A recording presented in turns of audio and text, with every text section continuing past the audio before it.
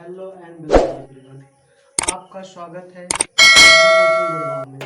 इसके पूर्व हम पढ़ चुके थे कृषि का परिचय। कृषि के परिचय में हमने पढ़ा था जो भारत की भौगोलिक क्षेत्रफल है उनके बारे में और कुछ महत्वपूर्ण चीज़ें। इसके बाद आज हम पढ़ेंगे भारत का कृषि। भारत की कृषि की बात करेंगे तो भारत का जो भौगोलिक क्षेत्रफल है, भारत का जो भौगोलिक क्षेत्रफल है जिसमें क्या कहते हैं 48% 48% 48% हमारा सिंचित क्षेत्र है। 48% सिंचित क्षेत्र है और 52% असिंचित क्षेत्र है।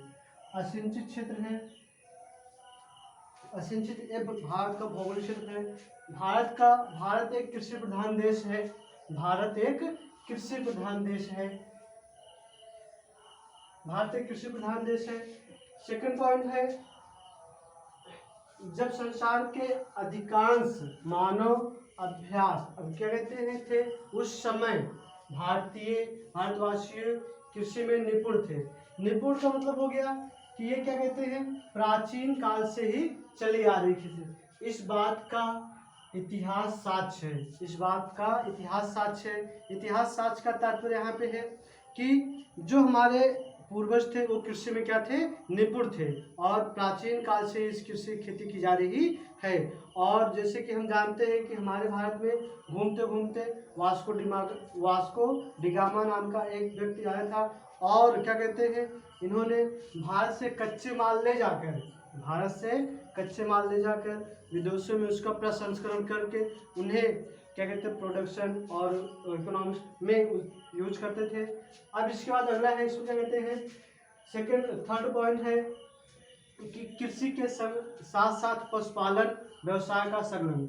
जैसे भारत में जो कृषि है, जो लघु किसान है उसकी जो परसेंटेज है 82.2% है और इसी के साथ में क्या कहते हैं पशुपालन भी किया जाता है।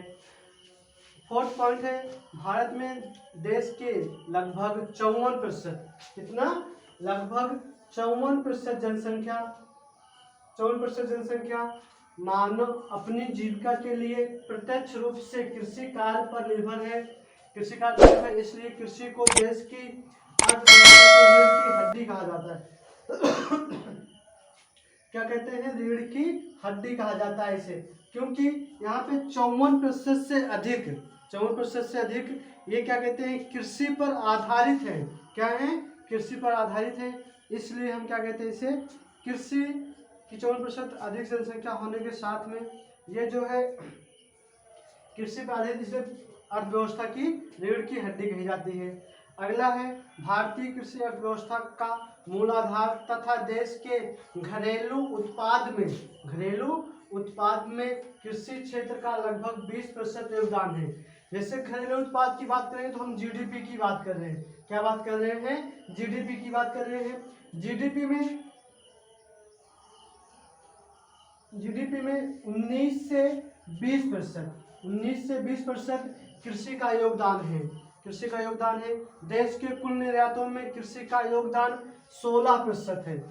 देश के कुल निर्यातों का यहाँ तात्पर्य है कि देश से कितनी सारी वस्तुएं क्या कहते हैं यहाँ से बाहर देशों में भेजी जाती है या बेची जाती है। इसका योगदान कृषि का कितना है 16% है। कितना है 16% है। देश की 120 करोड़ से भी अधिक जनसंख्या का भरण पोषण कृषि के विकास से ही संभव है।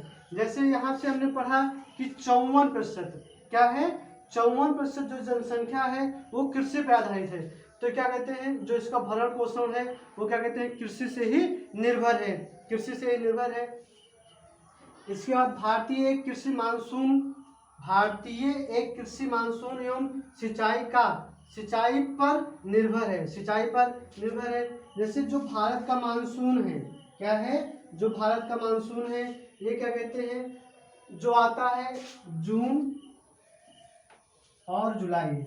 कब आता है जून और जुलाई में आना प्रारंभ होता है और इसका प्रारंभ कहाँ से होता है केरल से होता है।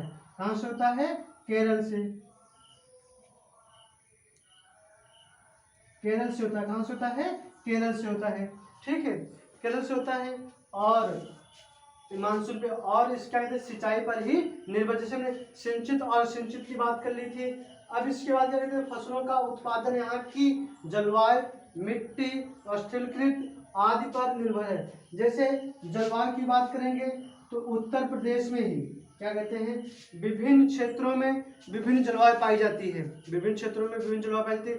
जैसे हम बात कर लेते हैं सहारनपुर में सबसे अधिक क्या कहते हैं, मौसम्बी की खेती होती है। क्या होती है, मौसम्बी की खेती होती है। अगर हम बात करते हैं उत्तर प्रदेश के प्रतापगढ़ की, तो क्या कहते हैं, वहाँ पे आंवले की खेती सबसे अधिक होती है। ये क्या है, जलवायु का प्रभाव। स्थलीकृत का मतलब होता है यहाँ पे कि जैसे उत्तर प्रदेश से सटा हुआ ही राज्य क्या है, उत्तराखंड है। क्या है, उत्तराखंड है। लेकिन वहाँ पे क्या है, देखो पहाड़ी क्षेत्र है। क्या है, पहाड़ी क्षेत्र है। लेकिन वहीं पे उत्तर प्रदेश जो है हमारा एकदम समतल है। क्या है, समतल का क्षेत्र है। आज में प्राप्त विभिन्नता क्या है, विभिन्नताएं है। यहाँ पर अनेक प्रकार से कृषि की जाती है। भारत की कृषि पर वर्षा का प्रभाव अधिकांश पड़ता है। क्या पड़ता है, भारत की कृषि पर वर्षा का अधिकांश पड़ता है, प्रभाव पड़ता है।